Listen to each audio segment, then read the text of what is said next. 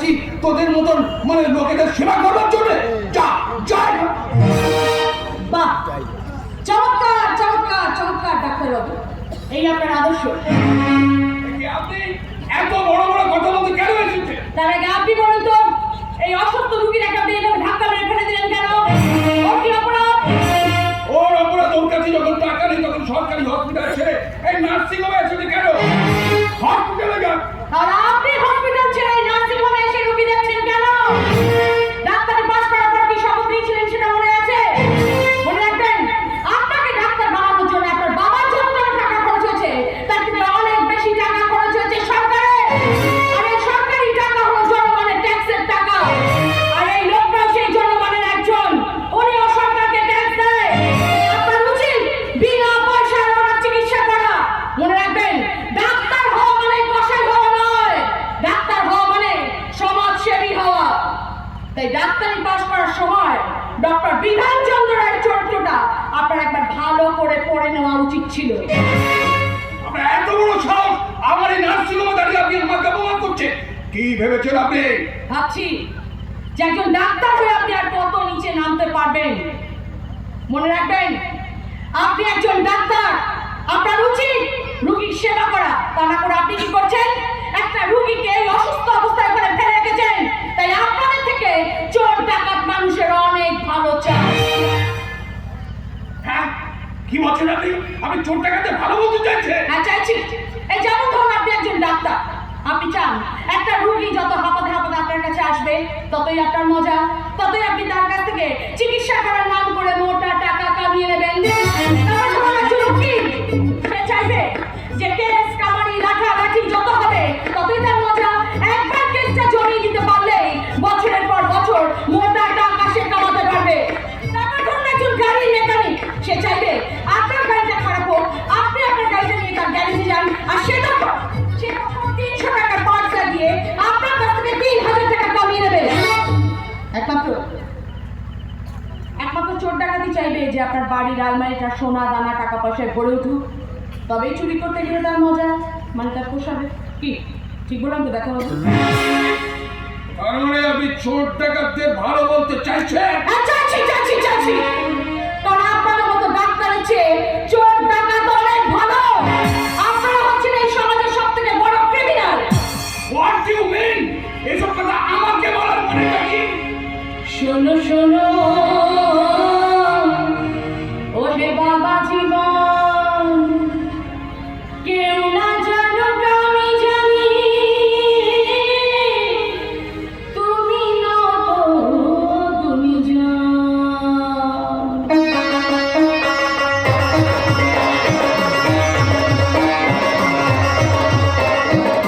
শোনো শোনো ওহে বাবা জীবন, কে না জানুক আমি জানি, তুমি নত গুণীজন। শোনো শোনো ওহে বাবা জীবন।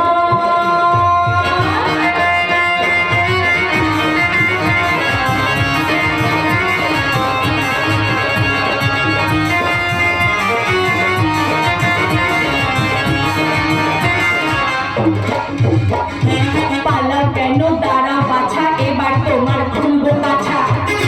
ও বাবা, এই যে প্যান পরে আছে, তুমি যে এক হাড়ি চাচা, সাঙ্গ হবে নাচা নাচা। মুশকিল হবে এবার বাঁচা, বুঝলে বুঝলে বুঝলে বাছা ধন। শোনো শোনো ওহে বাবা জীবন।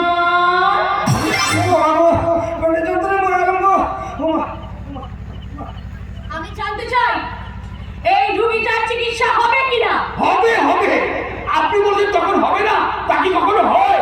এই ভাই যাও, ভিতরে যাও, ভিতরে যাচ্ছি গো ডাক্তারবাবু, যাচ্ছি। দিদিমণি, আপনি যেমন রূপে রাঙা দিদিমণি, তেমনি গর্জনে ও সিংহিনী, প্রণাম আপনাকে। তার আগে বলো তো ভাই, তোমার এই পেটে ব্যথার আসল কারণটা কি? যদি সত্যিকারের তুমি আমাকে সম্মান করে থাকো তাহলে দিনে কতটা করে মদ খাও? কি হলো, চুপ করে আছো কেন বলো? এখন আর খাই না দিদিমণি, এখন আর খাই না। তবে সারাদিন খেতে খুঁটে সন্ধ্যাবেলায় পেট পুরে মদ খেতাম সংসারের অভাব যন্ত্রণা ভুলে থাকার জন্য। চুপ! একদম বাজে কথা বলবেন না। সংসারের অভাব জ্বালা যন্ত্রণা ভুলে থাকার জন্য মদ খেতে হবে বুঝি? হ্যাঁ, কেন বাজে কথা বলছো? কেন মিথ্যে কথা বলছো? সরকার আর তোমাদের জন্য কত করবে? হ্যাঁ, এই যে উজালা এসে রান্না করছো সেটা সরকার দিচ্ছে।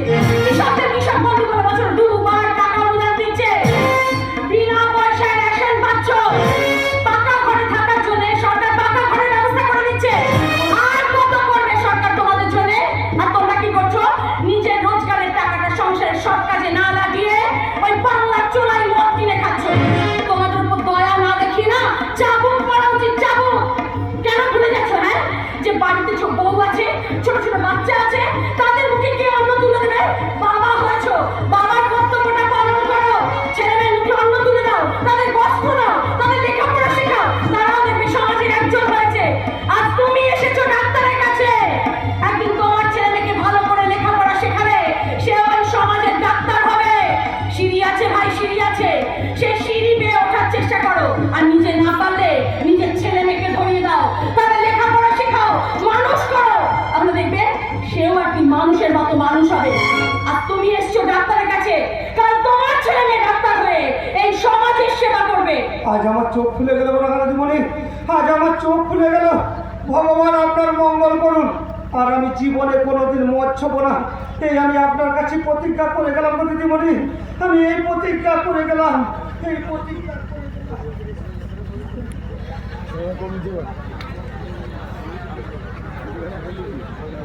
এই যে ডাক্তার বাবু, বলুন। এবার বলুন তো, আপনি আমার বাবাকে দেখে কি বুঝলেন? আগের থেকে অনেকটা ভালো। এই যে ওষুধগুলো লিখেছি এগুলো তাতে একটু আনিয়ে নেবেন, দেরি করবেন যেন। কি বলবো আর আপনাকে, ওটা নিজের ভালো নিজে না বুঝিয়ে একটা আগরে গরিবের জন্য এতটা সময় নষ্ট করলেন। জান না, তাড়াতাড়ি ওষুধটা নিয়ে আসুন না। চল তুই সব। আশ্চর্য, এত দেরি হয়ে গেল, ভগবান দাদা এখনই সে পৌঁছালো না। সে কখন ফোন করলো টাকা নিয়ে নার্সিং হোমে আসার জন্য? ভগবান দাদা তো লেট করার মানুষ না। আমি যে কি করি এখন? এই এতগুলো ওষুধ কিনতে হবে, আমার কাছে টাকাও নেই, কি করবো আমি কিছু বুঝতে পারছি না। ওই আমি আর একবার কি ভগবান দাকে ফোন করবো? না না, এখন আমাদের রাস্তায় গাড়ি চালাচ্ছে, ফোন করাটা ঠিক হবে না। আর একটু দেখি।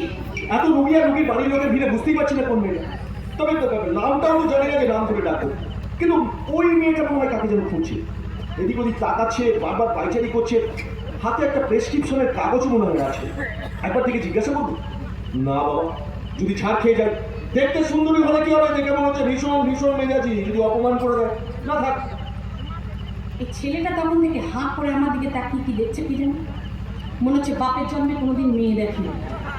মাথা গরম হয়ে গেলে এমন ঝাড় দেবো না, এখান থেকে পালাবার রাস্তা খুঁজে পাবে না। যত সব। আমার মনে হয় ওই মেয়েটা ছাড়া কেউ নয়। না না, যা হবে হবে, একবার ডেকে জিজ্ঞাসা করি দেখি না। এই যে শুনছেন? হ্যাঁ হ্যাঁ, আপনাকে বলছি, আপনাকে। কি ব্যাপার বলুন তো?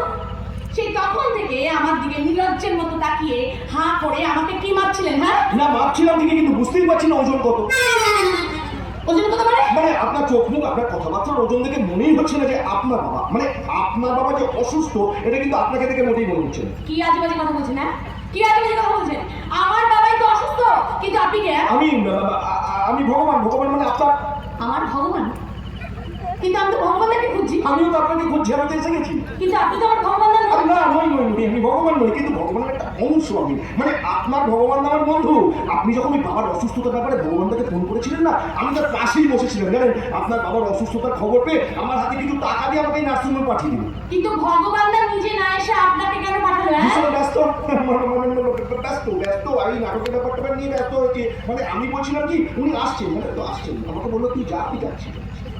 আশ্চর্য ব্যাপার, বাবার হার্ট অ্যাটাকের কথা শুনে নিজে না এসে ভগবান দা আপনাকে টাকা দিয়ে পাঠিয়ে দিল। দেখুন, আমাকে পাঠিয়েছে বলেই কিন্তু আমি এসেছি, না আমার কি দরকার ছিল বলুন? তাও বটে, কি করি? আচ্ছা বেশ, আপনি কাজ করুন, আপনি আপনি টাকাগুলো আমাকে দিন, আমার বাবার ওষুধ আনতে হবে, অনেক টাকা না দরকার। প্রেসক্রিপশন আমাকে দিন, আমি ওষুধগুলো কিনে এক্ষুনি নার্স বা ডাক্তারের হাতে দিয়ে চলে আসবো। আপনি কোনো দুশ্চিন্তা করবেন না, আমি যাবো আর আসবো। আশ্চর্য মানুষ তো। না, ভগবানের দায়িত্ব আছে, নিজে না এলেও বন্ধুর হাত থেকে টাকাটা ঠিক পাঠিয়ে দিয়েছে। হে ঈশ্বর, মা বিশালাক্ষী, দয়া করো মা, আমার বাবাকে সুস্থ করে দাও। আমি মন ভরে তোমার পুজো দেবো মা। বাবা ছাড়া আমার যে পৃথিবীতে আর কেউ নেই।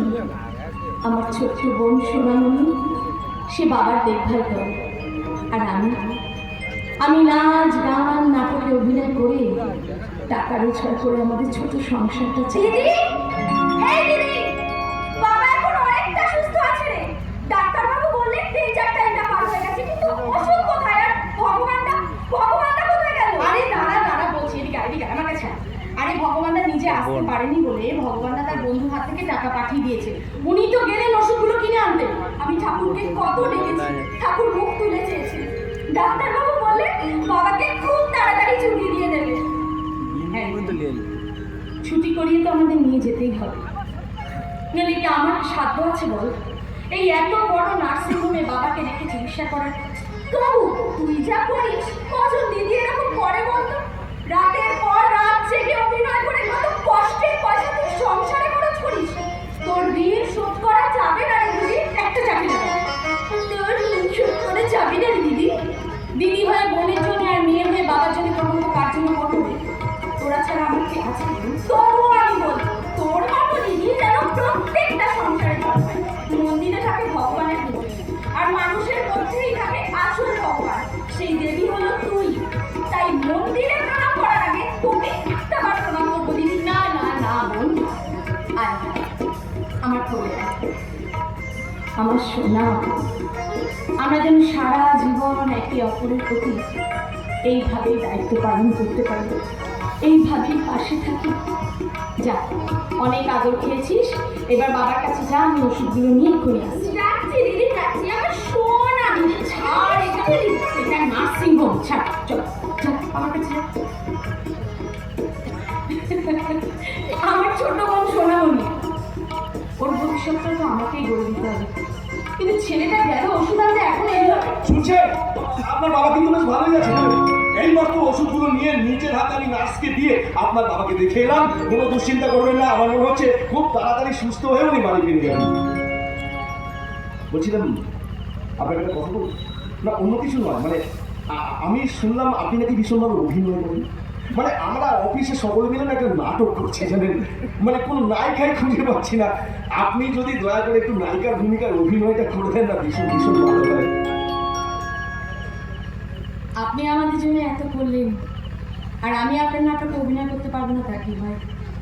কিন্তু আমি ভাবছি যে আমাকে কি সবার পছন্দ হবে? কি বলছেন আছে বাংলার রঙ্গমঞ্চে আপনার থেকে সুন্দরী কেউ আছে বলে আমার অন্তত মনে হয় না।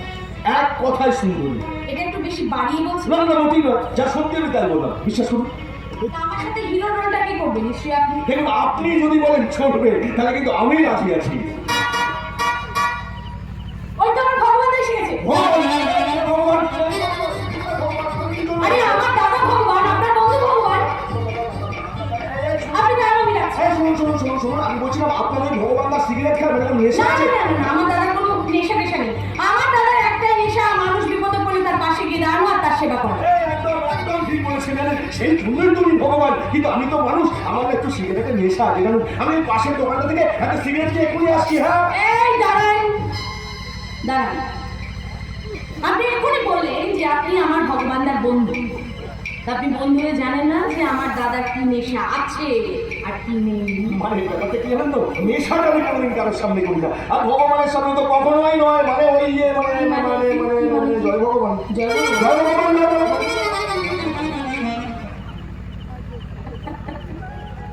আশ্চর্য মানুষ, আমার ভগবান তাকে এত সম্মান করে, অথচ আর করবে নাই বা কেন? আমার ভগবানদা সম্মান পাওয়ার মতোই মানুষ। কি ব্যাপার? আরে মেশো মশার শরীর খারাপ, আমাকে জানাসনি তো?